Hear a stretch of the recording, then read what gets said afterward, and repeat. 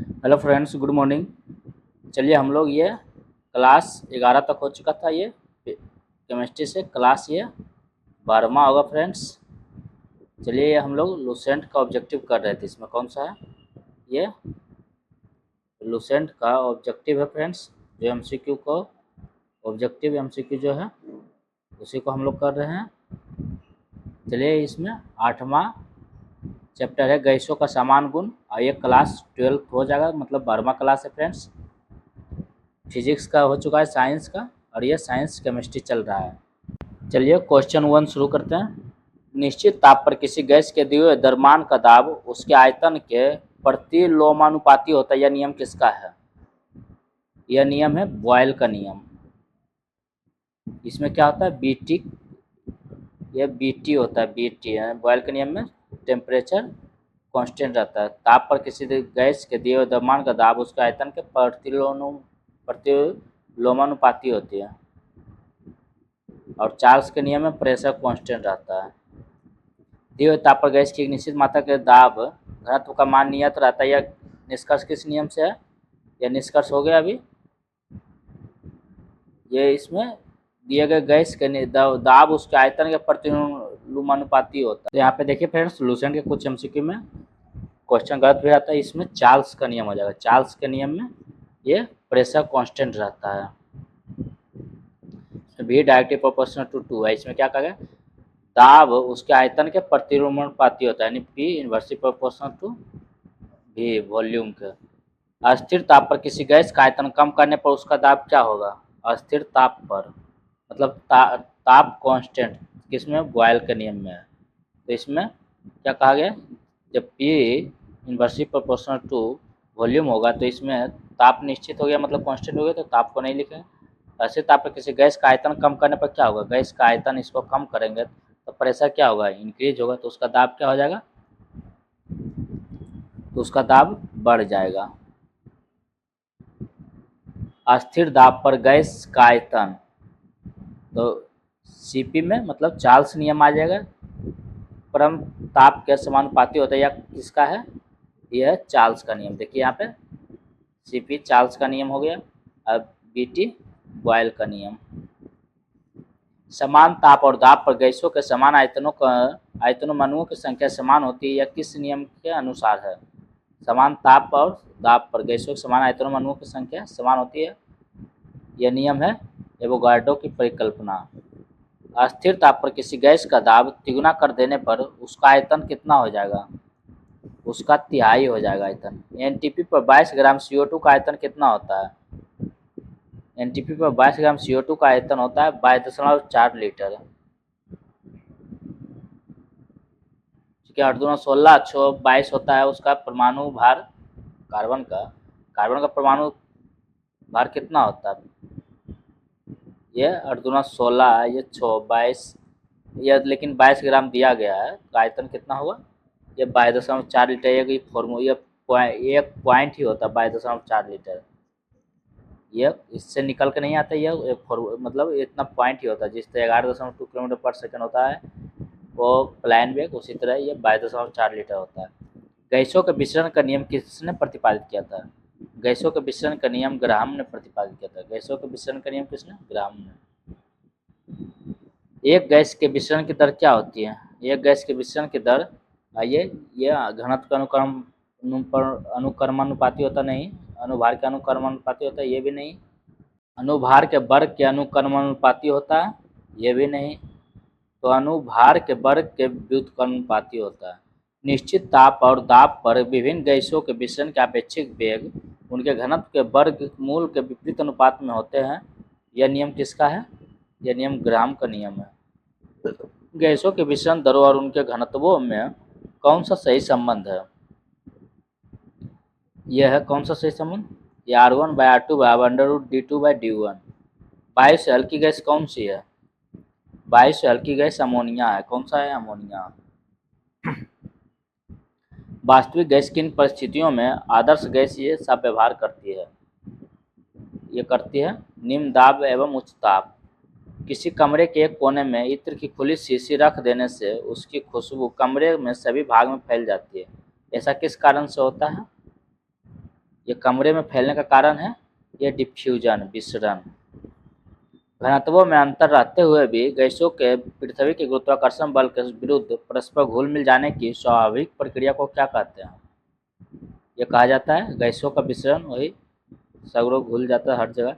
Gas का विसरण वाष्प घनत्व 14 है, तो उसका अनुभार कितना होगा? एक गैस का वाष्प घनत्व 14 है, तो उसका अनुभार कितना होगा? ये 28 ग्राम। कितना हो जाएगा? 28 हो जाएगा। किसी गैस का अनुभार उसके वाष्प घनत्व कितना होता है? किसी गैस का अनुभार उसके वाष्प घनत्व कितना होता है? अभी देखो ऊपर 14 से 28 हुआ तो दुगना हो गया यहाँ पे। गैसों के विसरण नियम का उपयोग होता है। चलिए आइए इसका ये भी आंसर नहीं, समस्थानिक को अलग करने में। गैसों के वाष्प घनत्व के निर्धारण में ये भी नहीं है। देखिए गैसों के मिश्रण को अलग करने में ये सभी है आंसर फ्रेंड्स, सभी मतलब वो भी गैसों के मिश्रण को अलग करने में भी, और ये था, ये भी था फ्रेंड्स, समस्थानिक को अलग करने में भी और गैसों का वाष्प घनत्व के निर्धारण में भी।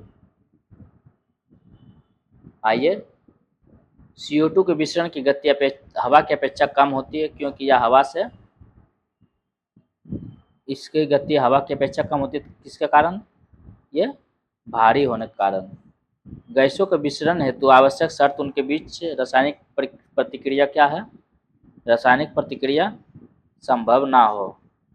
ऑक्सीजन और हाइड्रोजन गैस के विसरण की दर का अनुपात क्या है? इसका अनुपात 1:4 है। ताप एवं दाब की समान अवस्थाओं में विभिन्न गैसों के समान आयतन में किसकी संख्या समान होती है? यह अणु की संख्या समान होती है। गैसीय समीकरण PV बराबर nRT में R क्या सूचित करता है?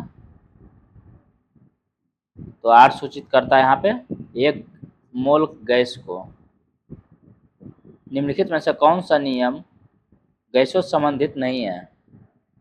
गैस से संबंधित नहीं है। बॉयल्स का नियम है, चार्ल्स का भी नियम है। आगे गैलुसाक का नियम भी है। ये फैराडे का नियम नहीं है, तो यही आंसर हो जाएगा।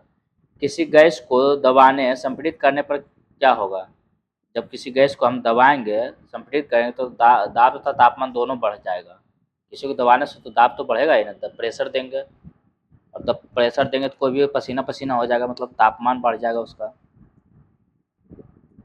बर्फ को प्रेशर दबाने से उसका गलनांक पॉइंट, मेल्टिंग पॉइंट घट जाता है, मतलब गल जाएगा जल्दी, टेम्परेचर बढ़ जाएगा। आदर्श गैस की ऊर्जा निर्भर करती है किस पे? ये मोल की संख्या पे, R पे। सभी गैसें शून्य आयतन प्राप्त करते हैं जब तापक्रम है ये कितना? -273 डिग्री सेल्सियस। परम ताप का मान कितना होता है? परम ताप, ये परम ताप का मान होता है -273 डिग्री सेल्सियस। कितना होता है परम ताप का मान? -273 डिग्री सेल्सियस। चलिए -273.15 डिग्री सेल्सियस होता है, लेकिन 1.15 को हटा देता है। अगर रहेगा तो ये आंसर दीजिएगा फ्रेंड्स, अगर ऑप्शन में रहेगा तो। परम शून्य ताप क्या है? परम शून्य ताप सैद्धांतिक रूप से न्यूनतम संभव तापमान है।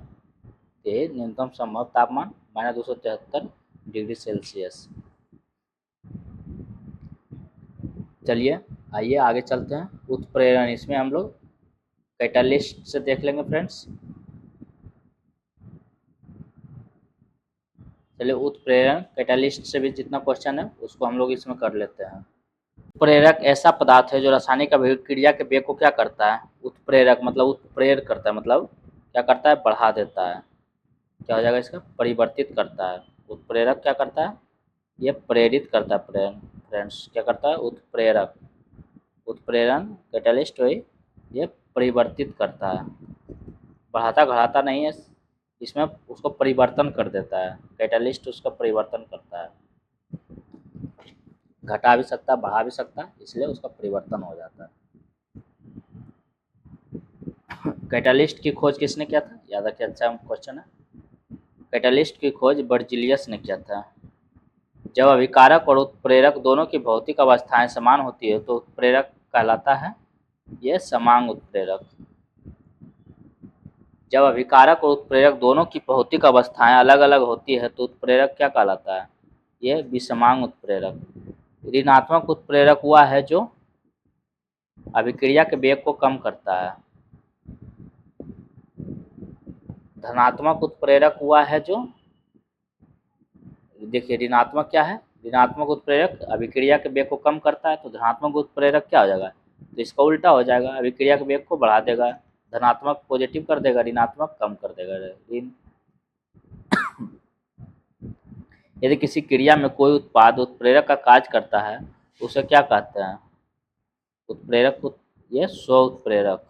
उत्प्रेरक विष कैटालिटिक पॉइजन क्या होता है, ये क्रिया निरोधक। उत्प्रेरक विष किस प्रकार का कार्य करता है, उत्प्रेरक विष ये उत्प्रेरक सतह पर मुक्त संयोजकताओं से संयोग करके वर्धक प्रमोटर कार्य करता है, ये उत्प्रेरक की सतह अधिक असम बनाने के लिए। जैविक उत्प्रेरक क्या है, जैविक उत्प्रेरक एक एंजाइम है।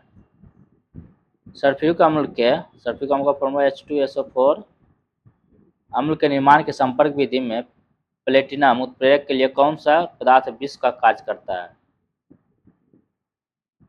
तो इसमें करता है आर्सेनिक सल्फाइड। निम्नलिखित में से आर्सेनिक सल्फाइड किस प्रकार के तत्व उत्तम उत्प्रेरक सिद्ध होते हैं, ये संक्रमण तत्व। कौन सा उत्तम सिद्ध होते हैं, संक्रमण तत्व। तेलों के हाइड्रोजनीकरण में प्रयुक्त उत्प्रेरक, तेलों का हाइड्रोजनीकरण में प्रयुक्त उत्प्रेरक निकेल होता है फ्रेंड्स, ये बहुत इंपॉर्टेंट है, 3 स्टार इसमें मार लीजिए, ये बहुत बार आता है और खास करके यही क्वेश्चन देता है। तेलों के हाइड्रोजनीकरण में प्रयुक्त उत्प्रेरक कौन सा होता है, निकेल होता है। शीर्ष कक्ष के प्रकार में उत्प्रेरक के रूप में प्रयुक्त होता है, ये नाइट्रोजन के ऑक्साइड। निम्न में से कौन सा पदार्थ अमोनिया की हैबर विधि में आयरन या फिर फेरस उत्प्रेरक के लिए निरोधक का कार्य करता है, इसमें निरोधक का कार्य करता है CO कार्बन मोनोऑक्साइड। कौन सा एंजाइम ग्लूकोज को एल्कोहल में परिवर्तित करता है, ग्लूकोज को एल्कोहल में जाइमेज। जब पोटेशियम क्लोरेट को गर्म किया जाता है तब पोटेशियम क्लोराइड वो ऑक्सीजन में विघटित हो जाता है, जब मैग्नीज डाइऑक्साइड इसमें मिलाया जाता है तो अभिक्रिया तेज हो जाती है, इसका कारण है मैग्नीज डाइऑक्साइड उत्प्रेरक का कार्य करता है। सल्फ्यूरिक अम्ल बनाने के संपर्क विधि में उत्प्रेरक के रूप में प्रयुक्त होता है, यह प्लेटिनम चूर्ण। क्लोरीन गैस बनाने के डीकन विधि में उत्प्रेरक के रूप में प्रयुक्त होता है, यह क्यूप्रिक क्लोराइड। कौन सा, अमोनिया उत्पादन के हैबर विधि में उत्प्रेरक वर्धक के रूप में कौन सा कार्य करता है, तो यह करता है मोल्बिडेनम। कौन सा, मोल्बिडेनम। देखिए फ्रेंड्स, कहीं कहीं आयरन भी देता है, लेकिन ये आयरन को हम लोग ऊपर पढ़े थे उत्प्रेरक निरोधक, लेकिन आयरन भी कहीं आंसर देता है, लेकिन उत्प्रेरक वर्धक मोल्बिडेनम को ही कहा जाता है। संपर्क विधि में गंधकाम्ल सल्फ्यूरिक अम्ल के निर्माण में प्रयुक्त उत्प्रेरक कौन सा होता है, इसमें प्रयुक्त उत्प्रेरक होता है V2O5, ये वेनेडियम, ये V से वेनेडियम होता है, O5। किस प्रकार में वेनेडियम पेंटाऑक्साइड, वही वेनेडियम पेंटाऑक्साइड, देखिए इसका नाम हो गया, पेंटा मतलब 5, ऑक्सीजन, ऑक्साइड मतलब ऑक्सीजन, पेंटाऑक्साइड। वेनेडियम पेंटाऑक्साइड को एक उत्प्रेरक के रूप में प्रयोग किया जाता है, तो ये कौन सा, ये गंधकाम्ल में, तो यहाँ पे हो जाएगा कौन सा, नहीं हो जाएगा, यहाँ पे हो जाएगा संस्पर्श प्रक्रम में, वही संपर्क विधि में। रासायनिक अभिक्रिया में उत्प्रेरक की भूमिका है बदलना, क्या बदलना है, सक्रियण ऊर्जा बदलना। उत्प्रेरक के संबंध में निम्नलिखित में से कौन सा सही है, यह या प्रतिक्रिया दर की बढ़ाता है, या सक्रियण ऊर्जा बढ़ाता है, या सक्रिय ऊर्जा घटाता है। यहाँ पे देखिए रासायनिक उत्प्रेरक की भूमिका क्या है, बदलना है, सक्रियण ऊर्जा बदलना है। यहाँ पे कौन सा है, सक्रियण ऊर्जा बढ़ाता भी है, बदलना है, बदलना तो या फिर ये नहीं हो, बढ़ाता नहीं होगा, सक्रिय ऊर्जा घटाता है। ये प्रतिक्रिया में खर्च हो जाता है, ये नहीं। तो ये सिर्फ 1 और 3 है इसका आंसर फ्रेंड्स। यह प्रतिक्रिया दर बढ़ाता है, यह सक्रियण ऊर्जा घटाता है। आइए ईंधन को भी देख लेते हैं हम लोग इसमें। ईंधन से जितने क्वेश्चन है, वे पदार्थ जो जल कर ऊष्मा प्रदान करते हैं क्या कहलाते हैं? ये ईंधन। लाल तत्व पर जलवाष्प प्रवाहित करने से कार्बन मोनोऑक्साइड एवं हाइड्रोजन गैसों का मिश्रण प्राप्त होता है, जिसे क्या कहते हैं? कार्बन मोनोऑक्साइड प्लस हाइड्रोजन गैसों के मिश्रण को क्या कहा जाता है? यह कहा जाता है जल गैस। निम्नलिखित में से कौन सा मिश्रण कोल गैस कहलाता है? कोल गैस मिश्रण हाइड्रोजन H2CH4 मीथेन और कार्बन मोनोऑक्साइड। कार्बन मोनोऑक्साइड तथा नाइट्रोजन गैस के गैसीय मिश्रण को क्या कहा जाता है? कार्बन मोनोऑक्साइड प्लस N2 के गैसीय मिश्रण को इसको कहा जाता है प्रोड्यूसर गैस। कौन सा गैस? Producer gas. याद रखिएगा, ये सभी इंपॉर्टेंट है। और ये सब भी जल गैस में कार्बन प्लस हाइड्रोजन आता है, हाइड्रोजन जो जल में होता है, और प्रोड्यूसर गैस में नाइट्रोजन आएगा कार्बन मोनोऑक्साइड के साथ। प्राकृतिक गैस में मुख्यतः क्या पाया जाता है? तो ये प्राकृतिक गैस में मुख्यतः मीथेन पाया जाता है। प्राकृतिक गैस में कौन सा? मीथेन। और प्रोपेन ब्यूटेन एलपीजी गैस में नॉर्मल ब्यूटेन तथा आइसोब्यूटेन का द्रवीभूत किया हुआ मिश्रण क्या कहलाता है? यह कहलाता है द्रवित petroleum LPG, liquid petroleum gas. सुरक्षा की दृष्टि से खाना पकाने वाले एलपीजी गैस सिलेंडर में क्या भरकर गैस को सुगंधयुक्त बनाया जाता है? बहुत ही इंपॉर्टेंट क्वेश्चन। यह 9th में मैम बताए थे मैडम। यह मरकैप्टन। कौन सा हो जाएगा इसमें? मरकैप्टन। गोबर गैस में मुख्यतः क्या होता है? यह सब बहुत इंपॉर्टेंट है। गोबर गैस में मुख्यतः मीथेन होता है। क्या होता है? मीथेन। एलपीजी में कौन सी गैस मुख्य रूप से होती है? अभी ऊपर देखे थे, एलपीजी में मुख्य रूप से ब्यूटेन। जल गैस किसका संयोजन है? ये भी ऊपर देखे थे, हाइड्रोजन के साथ कार्बन मोनोऑक्साइड। मतलब बायोगैस संयंत्र से निष्कासित निम्नलिखित में से कौन सी गैस ईंधन गैस के रूप में उपयोग में आती है? कौन सा? तो ये मीथेन। बायोगैस में मीथेन होता है फ्रेंड्स। धान के खेत से भी मीथेन गैस निकलता है। एलपीजी का मुख्य घटक है ब्यूटेन। एलपीजी का पूरा नाम liquefied petroleum gas. Liquid petroleum में लिक्विफाइड होता है फ्रेंड्स, ये लिक्विड नहीं, लिक्विफाइड पेट्रोलियम गैस होता है पूरा। सीएनजी को पारिस्थितिकी मैत्रीपूर्ण क्यों कहा जाता है? सीएनजी को पारिस्थितिकी मैत्रीपूर्ण, ये इसमें कार्बन मोनोऑक्साइड बहुत ही कम होता है।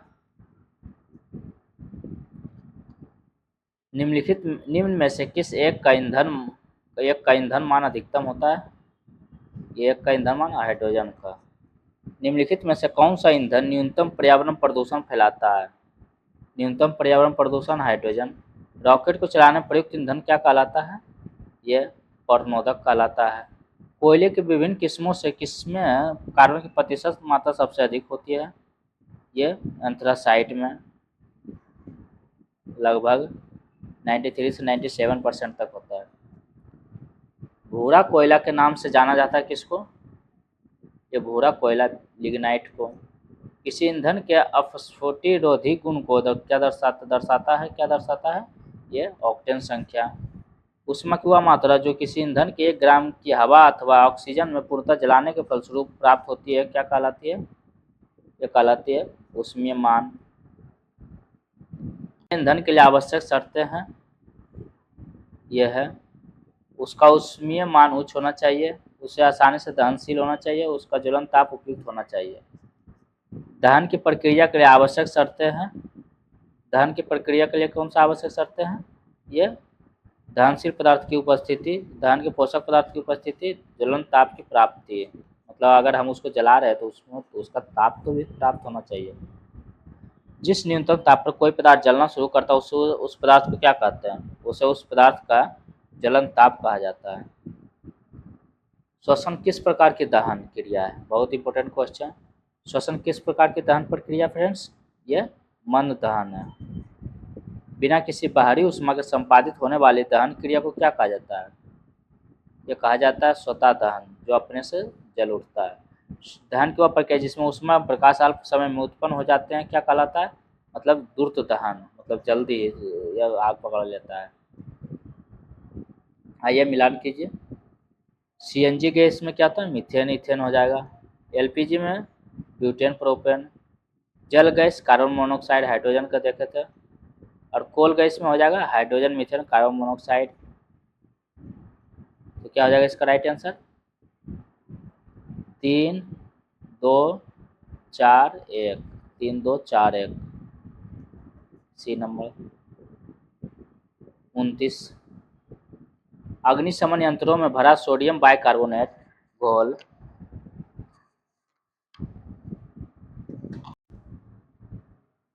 किससे क्रिया करके कार्बन डाइऑक्साइड बनाता है। ये बनाता है गंधक अम्ल सल्फ्यूरिक अम्ल से।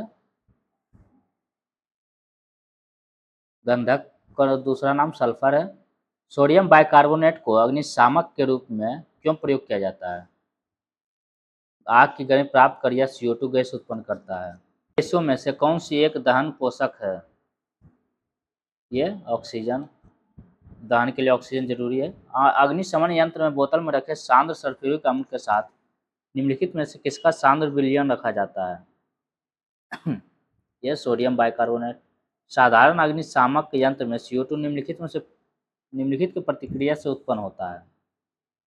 यह सोडियम बाइकार्बोनेट एवं तनुगंधक अम्ल। अग्निशमन में कौन सी गैस प्रयुक्त किया जाता है, अग्नि बुझाने के लिए कौन सा गैस प्रयुक्त किया जाता है फ्रेंड्स, ये CO2।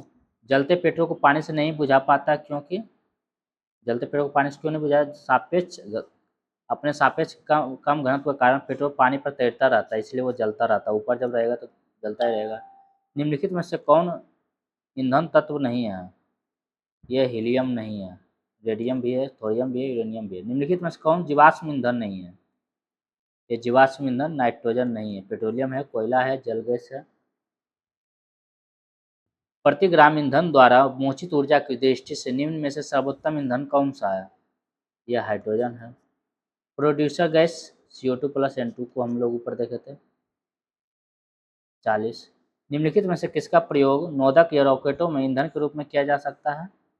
ये द्रव हाइड्रोजन प्लस द्रव ऑक्सीजन का।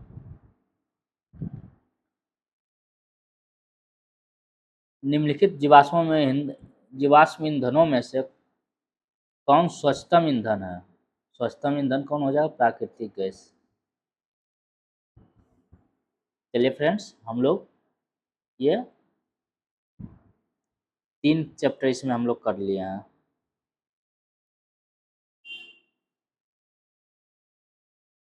अब उसके आगे हम लोग दूसरे वीडियो में करेंगे फ्रेंड्स। ये वीडियो यहीं तक रहने देते हैं। चलिए, यह क्लास 12वां था फ्रेंड्स। अगर आप पिछले वीडियो नहीं देखे साइंस का तो आप पिछले वीडियो जाकर देख सकते हैं। ये लूसेंट का MCQ है फ्रेंड्स, इसलिए आप लोग अच्छे से इसका चैप्टर वाइज रिवीजन कर लीजिएगा और वीडियो को लाइक कर दीजिएगा फ्रेंड्स। चलिए मिलते हैं अगले वीडियो में, धन्यवाद।